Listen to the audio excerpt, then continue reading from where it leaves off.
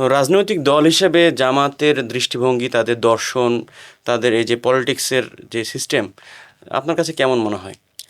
দেখেন, আমার কাছে যদি পছন্দ হতো তাহলে তো আমি জামাতেই করতাম। বিশেষ করে একটা হচ্ছে ধর্মভিত্তিক রাজনৈতিক দল, এবং খুব এটা, যেহেতু আমরা জোটে আছি হুম, হুম। তারপরও সমালোচনার জায়গা যদি বলেনি, খুব একটা স্পষ্ট না যে তারা ধর্মটাও কিভাবে বাস্তবায়ন করতে চায়, বা ধর্মভিত্তিক শাসনটা কিভাবে, কোন প্রক্রিয়া, শরিয়া নাকি এর বাইরে কোনো প্রক্রিয়া, বা এটার কি মডেল আছে গ্লোবালি, কোনো ক্লিয়ার আউটলুকটা নাই। এবং দ্বিতীয়ত সবচেয়ে বড় যেটা চ্যালেঞ্জ আছে সেটা হচ্ছে ঐতিহাসিক দায়। এটা একটা আমাদের মুক্তিযুদ্ধে তাদের। আমাদের আহ্বায়ক বলেছিলেন যে ঐতিহাসিক দায় আছে এমন কোনো দলের সাথে আসলে আমাদের কাজ করা একটু মুশকিল। তারপরেও জামুক আইনের ক্ষেত্রে তো হুম, হুম। আমরা আমাদের পার্টির অবস্থান স্বতন্ত্রভাবে জানিয়েছি, যেটা আসলে হয়তো জামাতে ইসলামের নেতৃবৃন্দ খুব একটা পছন্দ না করাটাই স্বাভাবিক। বাট স্টিল আমরা তো সংসদে আমাদের প্রতিনিধিরা তো ফ্যাক্ট পরিবর্তন করতে যান নাই, যেটা ফ্যাক্ট সেটা ফ্যাক্টই। সেখান থেকে আমাদেরকে, আমরা এটাও বিশ্বাস করি যে ওই মুক্তিযুদ্ধের পক্ষে শক্তি বিপক্ষে শক্তি বলে দেশে দুই ভাগে ভাগ করে তারপরে শাসন করো, এটাও আমরা সাপোর্ট করি না। আমরা মনে করি আমাদের ওইখান থেকে এগিয়ে যাওয়া উচিত। এবং এটা আমরা, জামাতের অনেকে বলে যে মুক্তিযুদ্ধের আমরা ধারণ করি না। এই যে গতকালকে না পরশু শুনছিলাম যে একজন বলছেন যে পাকিস্তানিরা কোনো ধর্ষণ করে নাই, ধর্ষণ করছে বাংলাদেশের, এই পাকিস্তানিদের নাম দেওয়া হয়েছে। এই বক্তব্যেও আমরা যেমন ধারণ করি না এবং প্রত্যাখ্যান করি, একইভাবে মুক্তিযুদ্ধের ইতিহাসকে অতিরঞ্জিত এবং একটা দলের হিসেবে নিজস্ব। কুক্ষিগত করা, এটাকে আমরা ধারণ করি না। তো উভয় দিকেই আমাদের উইথ ডিসেন্ট আমাদের নিজস্ব বোঝাপড়া, নিজস্ব স্টাডি আছে। ওকে, সব মিলে কেমন করছে বিরোধী দল বা এনসিপি সংসদে?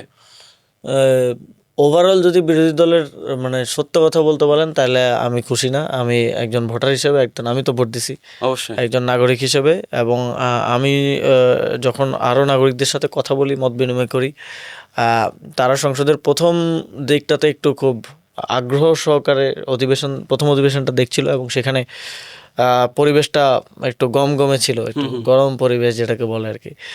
তো মানুষ এটা দেখতে চায় যে যাদেরকে আমরা ভোট দিয়ে পাঠালাম তারা মতও দিবে, দ্বিমতও দিবে, তারা সরকারের বিরোধিতাও করবে, তারা ওইখানে আমাদের রিপ্রেজেন্টেটিভ হিসেবেই ট্রুলি, চায়ের দোকানে বসে আমি জনগণ হিসেবে যে কথা বলি এই কথাটা আমার প্রতিনিধি সংসদে গিয়ে বলবে। রাইট। কিন্তু এই দ্বিতীয় অধিবেশন থেকে বা আর কিছুদিন আগে থেকে মনে হচ্ছে যে একটু মানে আমি অনেকের থেকে ফিডব্যাকটা পাইছি যে এটা কি সমঝোতা সংসদ নাকি, তখন জবাব দিতে হয় যে না না না, সমঝোতা সংসদ না। তো আমার মনে হয় এখানে বিরোধী দলের আরও ভালো ভূমিকা রাখার সুযোগ আছে। বিরোধী দলকে আসলে জনগণের যে সেন্টিমেন্ট সেটাকে ধারণ করতে হয়, সেটাকে রিপ্রেজেন্ট করতে হয়। না করলে কিন্তু জনগণ আসলে মুখ ফিরিয়ে শুধু নিবে আস্তে সরকার আস্তে। দলকে যে প্রত্যাখ্যান করে এমন না, বিরোধী দলের থেকেও মুখ ফিরিয়ে নিতে পারে। রাইট। তো ওই জায়গাটা ধরে রাখাটা আমার মনে হয় গুরুত্বপূর্ণ। ওসমান হাদির যে বিষয়ে একটু আসতে চাচ্ছিলাম, ওসমান হাদির বিচারটা এখন কোন পর্যায়ে আছে, আর কেন ফিরে আনা হচ্ছে না তার যে প্রধান আসামি, তাকে? এটা নিয়ে কি কোনো রাজনীতি হচ্ছে? আমার মনে হয় প্রথমত এটা সরকারের কূটনৈতিক ব্যর্থতা যে তারা হত্যাকারীদেরকে, প্রমাণিত এটা তো আমরা হুম। সিসিটিভি ফুটেজ থেকে শুরু করে সব জায়গায় দেখলাম, ফিরিয়ে আনতে পারছে না। দ্বিতীয়ত জিওপলিটিক্যাল জায়গা থেকে মমতা বন্দ্যোপাধ্যায়ের বক্তব্যের পর আমরা ক্লিয়ারলি বুঝতে পারলাম যে এই হত্যাকাণ্ডটা ইন্ডিয়া ঘটিয়েছে, এবং তারা আওয়ামী লীগের সাথে এক ধরনের যোগসাজশের মাধ্যমে এবং লোকাল আওয়ামী লীগের লোকদের মাধ্যমেই তো এটা তারা ঘটিয়েছে। তো এটা খুব ক্লিয়ারলি বোঝা যাচ্ছে ইন্ডিয়াও এই হত্যাকারীদেরকে দিতে চাইবে না, কারণ তাহলে আপনি তো সব ইনফরমেশন বের করে ফেলতে পারবেন।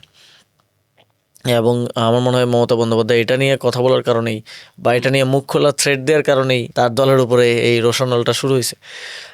এবং ওসমান হাদিকে